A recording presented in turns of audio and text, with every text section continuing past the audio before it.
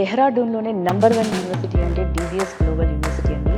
And స్పెషల్గా మన DVS global యూనివర్సిటీలో బీటెక్లో కంప్యూటర్ సైన్స్లో AIML, data science, cyber security, అలాగే క్వాంటమ్ కంప్యూటింగ్ లాంటి కోర్సెస్ కూడా మనకి అందుబాటులో ఉంచారండి.